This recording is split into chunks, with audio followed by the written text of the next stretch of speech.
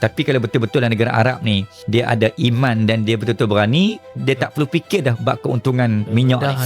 Jadi dari itulah sebenarnya antara jawapan dan antara alasan kenapa negara Arab tak boleh bangkit membantu Palestin. Sebab dia tak ada, dia nak bangkit bantu dengan apa? Dia ada kepentingan. Sepatutnya boleh. Logik akal boleh lah sebab bagi duit je lah. Kau tak mampu bantu sebab negara kaya kan. Tapi dia terikat dengan amaran daripada US.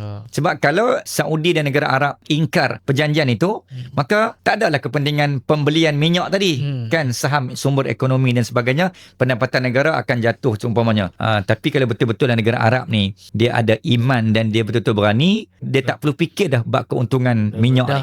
Redah aja sebab ini dunia ni Allah yang punya. Allah akan jaga. Bumi aku ada Nabi, bumi aku ada Muhammad Rasulullah sallallahu alaihi wasallam. Jika aku benar, tulus dan telus menjaga negara Islam, warisan Nabi, aku yakin bab LNG, bab oil and gas, bab minyak ni aku serah kepada urusan Allah. Wa ufawwidu amri ila Allah, innallaha basirun bil ibad. Ya Allah, sesungguhnya aku serahkan urusan pentadbiran negara dan dunia ini kepadamu ya Allah.